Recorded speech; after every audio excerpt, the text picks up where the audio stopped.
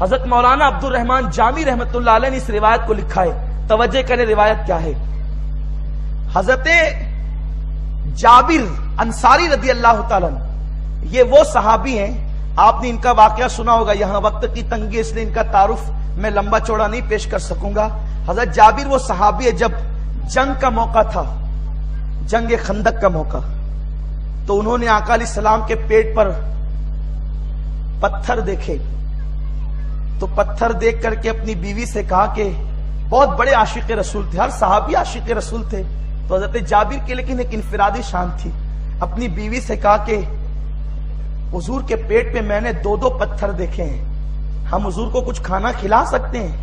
دیکھو صحابہ کیسے عاشق رسول ہیں, کیسے. بیوی سے کہا کھانا کھلا سکتے ہیں حضور علیہ السلام کو؟ تو بیوی نے کہا کہ بالکل, لیکن سنیے ہم حضور علیہ السلام کے ساتھ صحابہ کو دعوت نہیں دے سکتے.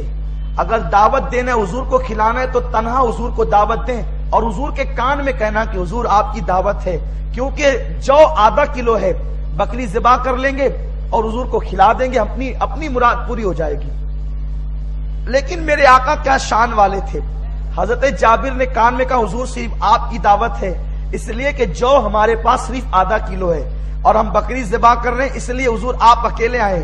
جیسے حضور کے کان میں دعوت آئی, آقا نے اعلان کر دیا, اے خندق والو مبارک ہو, تم فاقے سے تھے, اللہ نے تمہارے لیے کھانے کا انتظام کر دیا, تم سب کی جابر کے گھر دعوت ہے. قربان جائیں صحابہ اور صحابیات کا عقیدہ کیا تھا. حضرت جابر دوڑتے ہوئے پہنچے اپنی بیوی کے پاس, کا غضب ہو گیا. بیوی نے کہا کیا ہوا؟ کہا کہ حضور نے تو پورے لشکر کو دعوت دے دی, پورے لشکر کو دعوت دی. وہ روایت پیش کرنے کے لیے میں حضرت جابر کا پہلے عشق رسول اسی لیے پیش کر رہا ہوں تاکہ اپنے بیگانوں کو سب کو پتا چلے صحابہ کس چیز کا نام ہے, صحابیت کس مقام کا نام ہے. بیوی کے پاس پہنچے, غضب ہو گیا, حضور نے پورے لشکر کو دعوت دے دی. بیوی نے کہا تم نے حضور کے کان میں کہا تھا؟ ہاں میں نے حضور کے کان میں کہا تھا. کہا بس فکر نہیں کریں, ہم نے حضور کو دعوت دی, آقا کو کھلانا اپنی ذمہ داری ہے, لشکر کو حضور نے دعوت دی, پورے لشکر کو کھلانا یہ حضور کی ذمہ داری ہے. جو ذمہ داری ہماری نہیں ہے اس میں ہمیں فکر نہیں کرنا ہے. حضرت جابر نے پھر کیا کیا؟ بکری ذبح کی. آقا نے حکم فرمایا کہ جب تک میں نہ آؤں روٹیاں ڈالنا شروع نہیں کرنا اور چولہے پر سے ہانڈی نہ اتارنا. آقا نے یہ حکم کر دیا. ادھر بکری ذبح کی, 2 بیٹے تھے, دونوں بیٹوں نے بکری کو ذبح ہوتے ہوئے دیکھا. امام یوسف نبہانی اس واقعے کو لکھتے ہیں, علامہ امام یوسف نبہانی جنہیں اہل عرب کا مجدد کہا گیا ہے 14ویں صدی کا. امام یوسف نبہانی لکھتے ہیں کہ جب آپ نے بکری کو ذبح کیا ہے تو بچوں نے دیکھا, چھوٹے بچوں نے, جیسے بقرعید کے موقع پہ ہمارے بچے دیکھتے ہیں. اور پھر یہ ہوا جب باپ کام میں لگ گئے کھانا پکانے کی طرف, ماں اور باپ, تو ایک بڑے بیٹے نے جو ہے چھری اٹھائی اور چھت پر لے جا کر چھوٹے بھائی کی گردن پہ پھیر دیا. اور جب دیکھا کہ بھائی تڑپنے لگا, مر رہا ہے, تو اس نے گھبراہٹ کے مارے جو ہے وہ چھت سے چھلانگ لگا دی. دونوں بیٹوں کا انتقال ہو گیا. حضرت جابر نے بچوں کو مردہ پایا.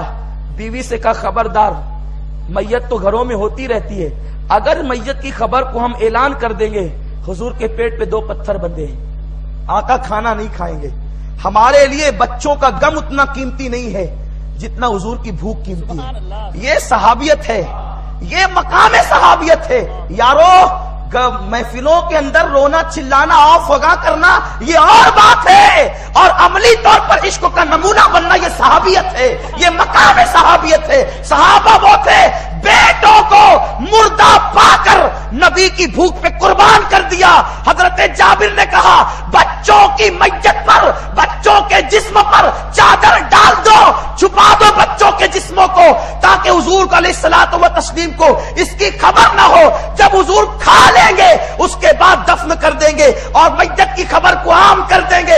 آقا کریم گھر آئے, آ کر کے بیٹھ گئے. ان ماؤں سے پوچھو, ارے کسی کا بچہ بیمار ہو جائے اور مہمان آئے تو پکانے میں دل نہیں لگتا.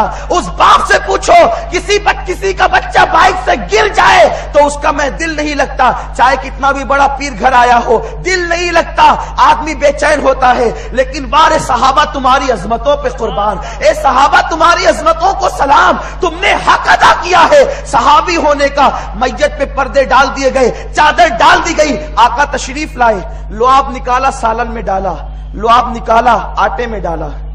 یہ صاحبوں کو تو ابھی نبی کی شان ہی خبر نہیں ہے. کہتے ہیں حضور ہماری طرح نادان کبھی اپنی بیوی سے اپنا تھوک نکال کر دے کر کہہ کے دیکھ کہ اسے سالن میں ڈال دے, پھر دیکھ تیری بیوی تیرا حشر کیا کرتی ہے. ارے جب بیوی گوارا نہ کرے تیرے تھوک کو سالن کے اندر کہ گندگی نہ کر, ایسا گندا سالن تو میں بھی نہیں کھاؤں گی. قربان تیرا تھوک یہ ہے کہ بیوی بھی نفرت کرے. رسول اللہ کا لعاب یہ ہے سالن میں پڑ جائے تو پورے لشکر کے لیے کافی ہو جائے, آٹے میں پڑ جائے تو پورے لشکر کے لیے کافی ہو جائے. لعاب دے دیا آقا نے اور پھر پہلے خود نہیں کھایا. دیکھو یہ حضور علیہ السلام کی سنت ہے, پہلے خود نہیں کھایا, صحابہ کو بلاتے رہے کھلاتے رہے, بلاتے رہے کھلاتے رہے, بلاتے رہے کھلاتے رہے. جب سب کھا چکے آقا نے کہا جابر اب تیری اور ہماری باری, اب ہم کھائیں گے. قربان ایک بات دل پہ لکھ لو, پوری گفتگو میں ایک بات دل پہ لکھ لو, جو چیز نبی اور آل نبی کے لیے قربان ہوگی وہ کبھی ختم نہیں ہو سکتی, کبھی ختم نہیں ہوگی. اس کو یاد رکھنا. جابر کے بیٹے مر چکے ہیں, ان قریب دفن ہونے والے. اب پہلے بھی دفن ہو جاتے تو قصہ ختم ہو جاتا, لیکن نبی کی بھوک کی خاطر سب کو حضور نے کھلا دیا اور فرمایا جابر اب ہم کھائیں گے, تم اور ہم کھائیں گے. جابر بیٹھ گئے, عارضی مسکراہٹیں ہیں چہروں پر, لیکن جس کی نگاہ سے خدا کی ذات نہ چھپی, جابر کے گھر کا ماحول کیا چھپ سکتا تھا. آقا نے کہا جابر تیرے دو بیٹے بھی تو ہیں نا, وہ کہاں ہیں, بلا, ہم انہیں ساتھ میں لے کر کھائیں گے. اب جابر کا امتحان رضی اللہ تعالی. حضرت جابر اب بھی نہیں کہتے کہ مر چکے, کہیں گے تو اسی لیے تو اتنے جتن کیے, تب تو حضور کھائے بھی نہیں ہیں, سب کھا چکے حضور نہیں کھائے. اب معاملہ کھلے گا تو حضور نہیں کھائیں گے. پھر عرض کیا آقا, جھوٹ بھی نہیں کہا, کتنی سچی بات کہی, یا رسول اللہ وہ سو رہے ہیں, نیند بھی ایک موت ہے, حضور وہ سو رہے ہیں.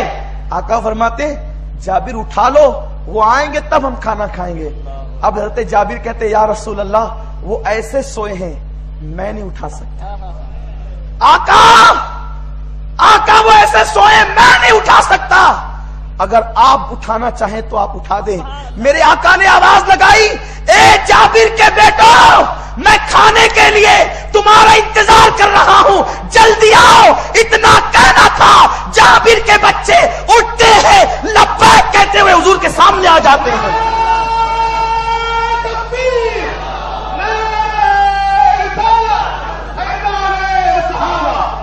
ارے جن کے گھر حضور آئے ان کے گھر غم کیسا. جب حضور خیالوں میں آتے ہیں تو غم چلا جاتا ہے, جب حضور گھر میں آ جائے تو غم کیسا. امام اہل سنت کہتے ہیں ان کے نثار کوئی کیسے ہی رنج میں ہو, جب یاد آ گئے ہیں سب غم بھلا دیے ہیں. ارے جب یاد آتے ہیں انسان غم بھول جاتا ہے, جب وہ سامنے آتے ہوں گے تو غموں کا ماحول کیسا, غموں کی کیفیت کیسی. اسی لیے تو میرے مرشد حضور تاج الشریعہ بدر الطریقہ فرماتے ہیں تجھے کیا فکر ہو اختر, تیرے یاور ہے وہ یاور, تجھے کیا فکر ہو اختر, تیرے یاور ہے وہ یاور, بلاؤں کو جو تیری خود گرفتار بلا کر دے. اختر خستہ کیوں اتنا بے چین ہے, تیرا آقا شہنشاہ کونین ہے, لو لگا تو صحیح شاہ لولاک سے, غم مسرت کے سانچے میں ڈھل جائے گا. تو جابر وہ ہیں, جابر وہ ہیں. اب آپ نے سمجھ لیا جابر کون ہے. حضرت جابر حضور کا وصال ہو گیا, صدیق اکبر کا وصال ہو گیا, فاروق اعظم کی شہادت ہو گئی, عثمان غنی کی شہادت ہو گئی, مولا علی کی شہادت ہو گئی, اور یزید تخت نشین ہو گیا. زمانہ گزرا, حضرت جابر کو اللہ نے لمبی عمر دی, لیکن لمبی عمر کی وجہ سے آپ اتنے بوڑھے ہو گئے کہ آپ کی آنکھوں کی بینائی چلی گئی. اتنی لمبی عمر کہ امام حسین سے بھی ان کی عمر زیادہ تھی. آپ کو کسی نے اطلاع کی کہ آپ کے محلے میں امام محمد باقر تشریف لائیں. امام باقر کون ہے؟ امام حسین کے بیٹے امام زین العابدین, ان کے بیٹے امام محمد باقر. یہ صحابی ہیں, حضرت جابر صحابی ہیں, حضور کی خدمت کی, حضور کے ساتھ جنگیں لڑی ہے, لیکن حضرت امام باقر بھی صحابی نہیں, اور امام زین العابدین ان کے والد بھی صحابی نہیں, لیکن یہ اہل بیت ہے, آل محمد ہیں, آل محمد ہے یہ لوگ. صحابہ کی شان دیکھو. جب شاگردوں نے کہا حضور آپ کے محلے میں امام محمد باقر تشریف لائے ہیں, تو آپ نے کہا کہ جاؤ ان سے اجازت لو. امام محمد باقر کی عمر کتنی ہے؟ 7 یا 8 سال کی ہے, اور امام باقر کی عمر 7-8 سال کی ہے اور حضرت جابر انصاری بوڑھے ہو گئے ہیں، اور کوئی عام آدمی نہیں ہے، اتنے بڑے عالم ہیں کہ ہزاروں ان کے شاگرد ہیں، حدیث کا علم لینے کے لیے آتے ہیں ان کے پاس، آپ حدیثیں بیان کرتے ہیں لوگوں سے۔ امام محمد باقر 7-8 سال کے ہیں۔ حضرت جابر نے کہا جا کر ان سے اجازت لو کہ کیا جابر تم سے ملاقات کے لیے آ سکتا ہے۔ نابینا ہو گئے، خود سے آنا چاہتے۔ وہ حضرت امام محمد باقر کی عمر نہیں دیکھ رہے تھے، جو ان کی رگوں میں رسول اللہ کا خون تھا وہ اس کو دیکھ رہے تھے۔ 7-8 سال کی عمر کے امام باقر سے اجازت لیتے، لیکن قربان اہل بیت نے بھی صحابہ کی تعظیم کا حق ادا کیا ہے۔ ارے یہ تو شان والے لوگ ہیں، اگر تم ہماری تعظیم کرو گے تو ہم تمہاری توہین تھوڑی کریں گے۔ اہل بیت نے بتا دیا، اے میرے آقا کے صحابہ، اگر تم ہماری جوتیاں سیدھی کرتے ہو تو ہم بھی تمہارا احترام کریں گے، کیونکہ صحابہ کا احترام لازم ہے۔ آقا نے فرمایا میرے باپ جس نے میرے صحابہ کو گالیاں دی، اللہ کی اس پہ لعنت ہے، فرشتوں کی اس پہ لعنت ہے۔ صحابہ کی صحابیت کی اہمیت رکھو، دلوں میں ان کا احترام رکھو، اور اہل سنت کا مسلک یہی ہے، اہل بیت کی محبت میں ڈوب جاؤ، لیکن صحابہ کو اف بھی مت کہو، صحابہ کی ذرا بھی توہین نہ کرنا۔ حضرت جابر نے کہا پوچھو امام باقر سے کیا میں آ سکتا ہوں ملنے کے لیے؟ امام محمد باقر نے کہا وہ تو میرے نانا کے صحابی ہیں، بوڑھے ہو گئے ہیں، نابینا ہو گئے ہیں، انہیں کیوں تکلیف دی جائے، میں خود ان کے گھر جاؤں گا، میں خود ان کے گھر جا کے ملوں گا۔ اب امام محمد باقر گھر کے قریب ہے، مولانا عبد الرحمن جامی لکھتے ہیں جب قریب آئے تو شاگردوں نے کہا حضور وہ آپ کے گھر کے پاس آ گئے۔ آپ نے شاگردوں کو ڈانٹا، تم نے مجھے پہلے کیوں نہیں بتایا جب وہ وہاں سے نکلے تھے؟ وہ وہاں سے نکلے تھے، جب سے لے کر گھر میں آنے تک ان کے احترام میں کھڑا ہونا یہ میرے لیے لازم تھا، تم نے مجھے پہلے کیوں نہیں بتایا؟ پہلے بتا دیے ہوتے۔ بہرحال شاگردوں کو ڈانٹا، کہا پکڑ کے لے چلو، اب مجھے باہر تو نکالو تاکہ میں محمد باقر کا، امام باقر کا استقبال کروں۔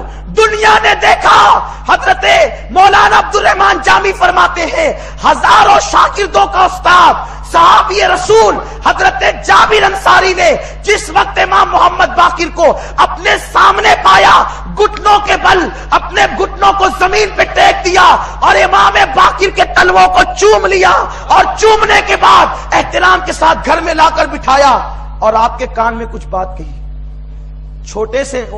چھوٹا تو امام باقر کو نہیں کہہ سکتا، کم عمر کے امام باقر کے تلوے چومے۔ یارو تم تو ہاتھ چومنے پر معترض ہو، صحابی اہل بیت کے تلوے چومتے ہیں، جن کو رسول اللہ جیسا امام ملا ہے اس کے بعد وہ اہل بیت کے تلوے چومتے ہیں۔ حضرت امام باقر کے تلوے چومے، قدم چومے، گھر میں لا کر بٹھایا، کان میں کچھ بات کہی۔ جب کان میں بات کہی تو امام باقر بہت مسکرائے۔ شاگردوں نے کہا حضور آپ اتنا مسکرا رہے ہیں، یہ امام باقر اتنا مسکرا رہے ہیں، آپ نے آخر ان کے کان میں کیا کہہ دیا؟ حضرت جابر کے شاگردوں نے کہا آپ نے ایک جملہ کہا، امام باقر اتنا خوش ہو گئے، آخر آپ نے کہا کیا ان کو؟ حضرت جابر کہتے ہیں ایک دن حضور میرے گھر آئے تھے، اللہ کے رسول میرے گھر آئے تھے، اور آقا نے کہا تھا جابر اللہ تجھے اتنی لمبی عمر دے گا، اللہ تجھے اتنی لمبی عمر دے گا، ایک دن تیرے گھر میری اولاد میں سے ایک شخص آئے گا، اس کا نام محمد باقر ہوگا، اس کا نام حضور جانتے ہیں، حضور جانتے ہیں اولاد میں کون کون ہے والا، حضور جانتے ہیں۔ آقا مسلم شریف میں بھی اس مضمون کی ایک حدیث موجود ہے، لیکن اس کو تفصیل سے مولانا عبد الرحمن جامی نے لکھا، کیونکہ جن کو یقین نہیں ہے تو کم سے کم وہ سیاہ ستہ پہ تو یقین کرتے ہیں۔ آقا علیہ السلام نے فرمایا، حضرت جابر کہتے ہیں حضور میرے گھر آئے تھے اور فرمایا تھا اے جابر اللہ تجھے بڑی لمبی عمر دے گا، اور میرے خاندان سے میرا ایک پوتا تیرے گھر آئے گا اور اس کا نام محمد باقر ہوگا، جب وہ تیرے گھر آئے تو میرا سلام اس کو پہنچا دینا۔ تو حضرت جابر کہتے ہیں وہی سلام میں نے جب امام محمد باقر کو پہنچایا تو وہ اتنا خوش ہو گئے کہ کسی چیز سے ان کو اتنی خوشی نہ ہوئی، نانا کا سلام سن کر اتنی خوشی ہوئی۔ نادان تو اہل بیت پہ سلام پڑھنے سے چڑھتا ہے، رسول وہ ہیں کہ جو اہل بیت کو خود سلام کہتے ہیں، حضور اہل بیت کو سلام کہتے ہیں۔ حضرت جابر کو مقرر کیا کہ باقر کو میرا سلام کہنا، اور خدا کی قسم میرا ایمان یہ کہتا ہے اللہ نے جابر کو اتنی لمبی عمر صرف اس لیے عطا فرمائی تھی کہ وہ محمد باقر کا سلام لیے بیٹھے تھے تاکہ امانت ادا کر دے اور اس کے بعد رفیق اعلیٰ سے ملاقات ہو جائے۔ یہ تھا صحابہ اور اہل بیت کا رشتہ۔ اہل بیت کی تعظیم جتنی صحابہ نے کی ہے اتنی کون کیا کر سکتا ہے۔